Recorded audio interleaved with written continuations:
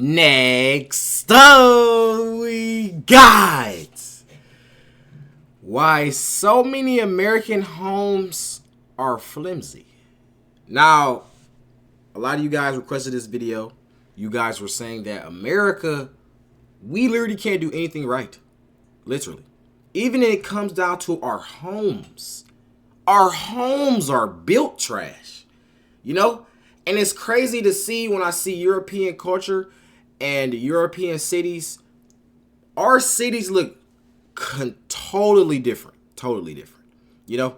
So, I thought this would be a great video. You know what I'm saying? I do have to give a disclaimer though. Okay? I am a dumb American. Alright? So, I'm a little slow. This is what it is, bro. But I made this channel to document me learning more about the world, and I'm loving it. You guys are loving it, okay? So, hit the like button, hit that sub button. You can hear conversations through the walls. Footsteps up the stairs. Banging pots in the kitchen when you're across the house. That's just life in most American homes. Walls are thin and the opposite of soundproof. And something always needs to be fixed. And most homes aren't even that old. There should be no excuse that they're falling apart. But why are they like this, especially when other areas have sturdy, thick houses that last hundreds and hundreds of years? The answer isn't just capitalism. So, by the way, off the video. Shout out to Cheddar for this video. Y'all subscribe to Cheddar. Just yet. It's actually a lot more complex, and the solution isn't easy. Okay. If you're looking for one quick thing to blame, you can look towards George Washington Snow. In 1832, the civil engineer was tasked with building a Chicago warehouse as quickly as possible from the local softwood. So he got creative. Snow used 2x4s to assemble hollow walls, several stories high. The method let individual workers handle assembly, leaving only one person to nail it all into place. Wow. Snow completed the warehouse in record time. The method was called balloon framing, and it became the construction method of choice in Chicago. But balloon framing didn't take off until the 1940s, when America was experiencing a post-war boom period. More Americans had money than ever before, and they wanted the American dream. A house. They could suddenly afford to buy homes in sprawling new suburbs, and contractors knew they could make a killing if they could produce enough homes to satisfy the demand. Balloon framing and its successor, platform framing, allowed contractors to frame houses basically overnight. But there was something unique about balloon framing that made it only feasible in certain countries, like the US and Canada, and not in Europe. Balloon framing requires a massive quantity of long, mature trees. And America had an abundance of super tall, mature trees. It's kind of crazy to think about, like, homes really come from trees. Like, if you really sit here and think about it, you have to cut a tree open, cut a tree down, build material out of it, and then build a house. That's crazy to think about. This is crazy. I'm not gonna lie.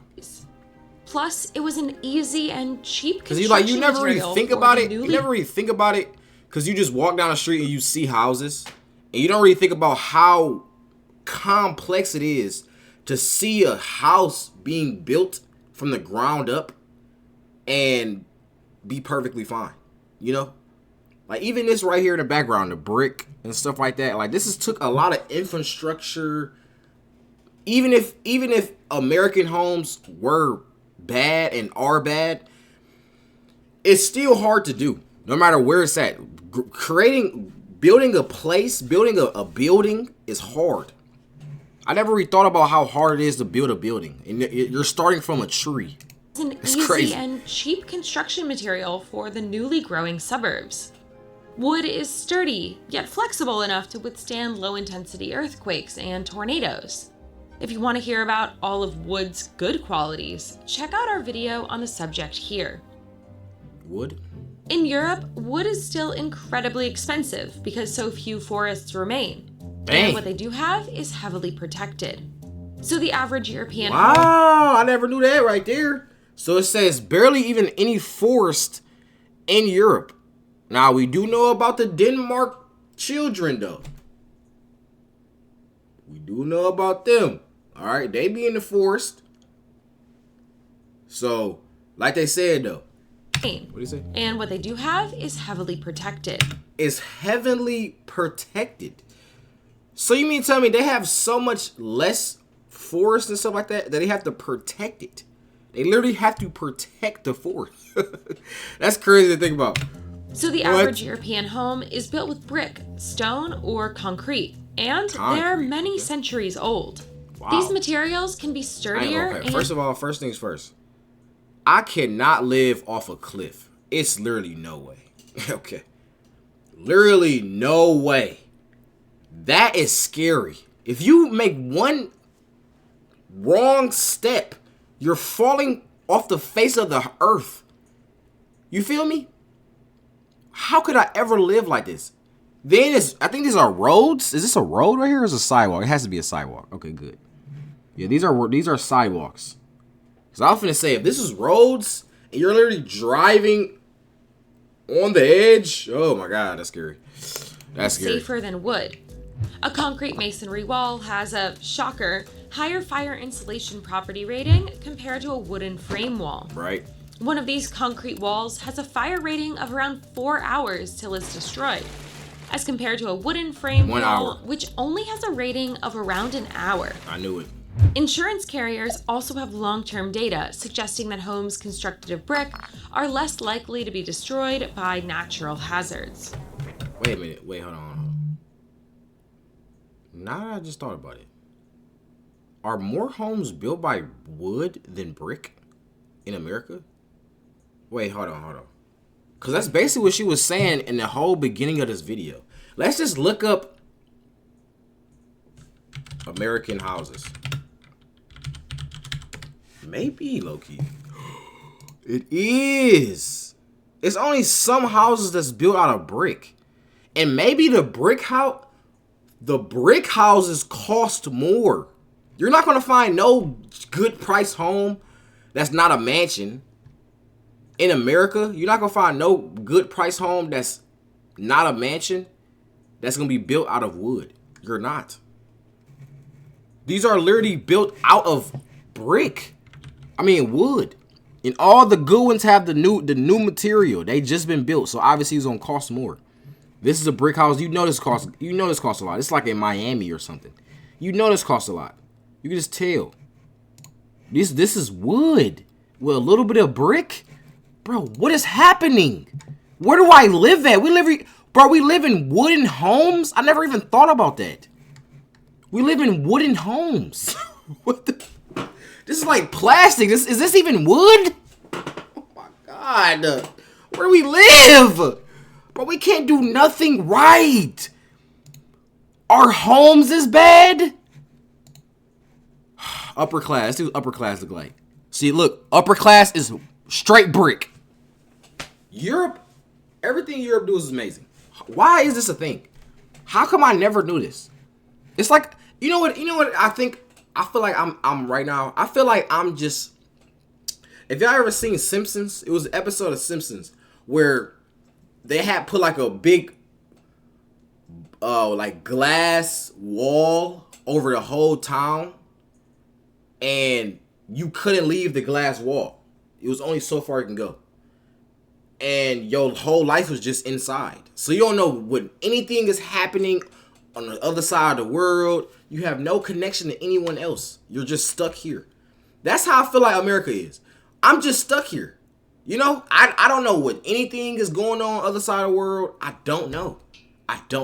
And it's up to me to go and find it. Okay? That's why the internet is a powerful thing, you know, because you can literally find out anything on the internet. Okay? So I'm glad I'm actually doing the research, but I'm learning a lot because you see all the upper class homes. This is Chicago right here, brick. This house looks nice as well. This looks like a nice house. I'm not gonna lie, I would live here. See, now, you know, when I get my future mansion, Now I know exactly what type of material I'm gonna use. This is wood. Oh my god, this is bad, bro. Look at this. They look like wood too. See? I told you, if it's not a mansion, it's still gonna cost a lot. If it's a mansion, it's gonna cost a lot. Obviously, it's a mansion. This is a brick home. Oh my god. Yo, that is nice. Okay, now I know what type of house I'm gonna get. Now, okay, brick houses. Bet. Now I know. Now I know. Brick. That's crazy. I wooden never. frame Okay, wall, which we're making only a has lot of rating progress. around an hour. We made so much progress on this channel Insurance so carriers far. also have long-term data suggesting that homes constructed of brick are less likely to be destroyed by natural hazards. And if saving money is your game, the U.S. Department of Energy estimates that you could save $340 a month or over $4,000 a year on heating and cooling if you live in a brick house over a wood one. Wow. It's estimated that losses from wildfires have added up to $5.1 billion over the past 10 years. A number made even more bloated by all the wood-framed houses. Now, to be clear, wood isn't necessarily a bad building material. Right. I mean, take a look at the Fairbanks house in Dedham, Massachusetts. It's been standing since 1637. But in general, wood is harder to maintain. In fact, without maintenance, my bad. a bad building material. I mean, take a look at the Fairbanks house in Dedham, Massachusetts. It's been standing since 1637. What? But in general, wood is harder to maintain. In fact, without maintenance, many houses won't make it to 30 years. And to many Americans, that's just the right amount of time. The US Census says that the average American moves houses 11 times in their lifetime.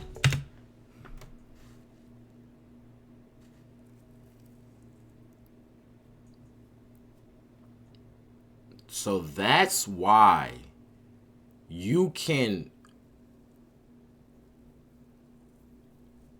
Wow. It's all making sense. 30 years, because, you know, that's how you know I'm stuck here and I don't really know anything past America. That's how you know, because when she said you live in your house for about 30 years, the first thing that popped in my head was, you know, that's a decent amount of time to live in one house. But in reality, if you're going to buy a house, right? Let's just think about it. If you're going to buy a house, pay all these taxes and all this interest on the house, then you finally pay it off, right? After 30 years, you pay it off. And the house isn't even a good house. Because now this house is in your name. You done paid all this interest, all this money over all this time. And the one instance it's a fire, your house get burned down. And it's 30 years old, too. It's 30 years old. So now, even that, like 30 years old, the wood getting worse and worse over time. You know, so it's like, we really are. Oh my God, man. To maintain. In fact, without maintenance, many houses won't make it to 30 years. And to many Americans, that's just the right amount of time. The US Census says that the average American moves houses versus if you have a brick house and you pay it off. Now you have a brick house that's 10 times more stronger than wooden houses. So now the brick houses, you had that for the rest of your life, and it's literally going to be here for the rest of your life. You pay the house off, and now you have a house that's not going to get damaged for the rest of your life. 11 times. That sounds the amazing. US Census says that the average American moves houses 11 times in their lifetime. That figure across 16 European countries? About 4 times. Since Americans are constantly moving their homes, they don't need them to last as long. They expect a semi-new home wherever they go because with the increased owner turnover, regular maintenance isn't normally done. It's easier just to rip it down. How easy is it to break it? And start over fresh. But why do Americans move around so much? You can blame the job market. In America, it's much more common to hop around between companies. The opposite is true in the European Union. Wow. The World Bank reports that the median tenure of the average US employee was 4 years, while the median tenure in the EU was 10 years. Dang, Part a of that culture decade? of constantly shifting jobs is moving to a new area to take that job. Right. Meaning you've got to move houses. Right. So, What house? short story, blame George Washington Snow. Why you Long saying story, blame the shifting U.S. job market. What is George Washington Interestingly- Snow? Why do you keep saying that? You didn't even tell us what that means. George Washington Snow? George Washington Snow? George Washington Snow. Oh, okay. Oh, maybe she did explain in the beginning. Nah, think about it. Maybe this is what she was talking about in the beginning. George Washington Snow inventor balloon frame. Oh, yeah. Okay. So, yeah, George Washington was the inventor of the framing. Okay, it makes sense. Okay. Yeah, okay. She did explain it. Never mind. Hey, we aren't the only country in the world to have famously flimsy houses. We share that title with Japan. Oh, wow. And they're actually worse than us. Oh. Houses in Japan depreciate like cars do in the US. Oh, After that's 20 tough. years, a Japanese house typically loses all of its value and is, on average, torn down just 30 years after being built. According What? to a paper by the Nomura Research Institute, it's a major obstacle to affluence for Japanese families. The collective waste is approximately an annual loss of 4% of Japan's total GDP. The total amount of new houses built in Japan every year is on par with the United States, despite having only a third of its population, which is shrinking every year. Oh, my 87% of Japan's home sales are new homes, compared to only 11 to 34% in Western countries. Part of the reason for this is that the Japanese love new things. Their frequent and severe earthquakes make old houses, cheap wood frame houses from the same post-war boom we had, dangerous and without proper seismic reinforcement. It's considered futile to invest in their maintenance or try to improve them. That's especially reinforced, the Nomura Research Institute says, by concepts of impermanence in the Shinto religion. Take a look at Issei's Grand Shinto Shrine, a huge religious site that is rebuilt from scratch every 20 years. What the Unfortunately, No, that's tough. Because think about all the Japan traditions and stuff like that. You know they had traditions that's been from the 1800s, probably from a lifetime before this one. You know? But they don't have nothing to show for it because they can't keep monuments there. That's tough. That is rebuilt from scratch every 20 years. Unfortunately, it's very Now, that expensive. is the one kind of upside is that you can keep making it look better. That's the only other thing. But sometimes in most traditions, the original thing is way better than any remodel you could ever make. You know? So from scratch every 20 years. Unfortunately, it's very expensive when you apply that same principle to houses. Americans wanted cheap homes to fulfill their dreams of home ownership after World War II. But the tricks that contractors used to make that happen have made it easy for us to view homes as disposable and unworthy of repair. But times could be changing. A recent trend that hasn't unseated wooden framing yet is modular or prefabricated homes.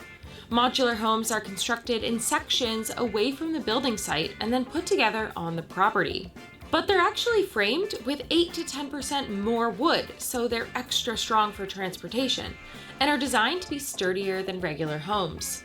Instead of nails and screws, walls are connected using joints and strong glues. It's a method that has become increasingly popular for making tiny homes, but hasn't managed to beat out balloon framing on the most important thing to contractors: price. Modular homes sell for... Wait. Are they transporting homes? Wait, I didn't know this was a thing. Wait, they're transporting homes. I'd never seen this before. Popular for making So they build a tiny home. homes, but They build a home in a factory, then move the home to a place? Is this an American thing or is this like everywhere? hasn't managed to beat out balloon framing on the most important thing to contractors: price. Modular homes sell for less than regular homes, even though they can be slightly cheaper to make, so contractors avoid them in favor of more profit. If Americans decided to stay put in one home and invest in it, that might change. But the cheap efficiency of wooden framing and the necessity of moving to advance one's career are hard lures to resist, especially when everyone else is doing it. So I suppose you can really just blame it on trying to keep up with the Joneses. How many times have you moved? Then American people want to keep up with the Joneses. We're not going to talk about that. Why American yards are shrinking? Okay, this might be another good one right here. Okay, I like this. I like this channel. Subscribe. Okay, man. Though more videos like this, hit that like button, hit that sub button. Also, too, you can guys comment down what videos you want me to react to next. I love y'all. And we out.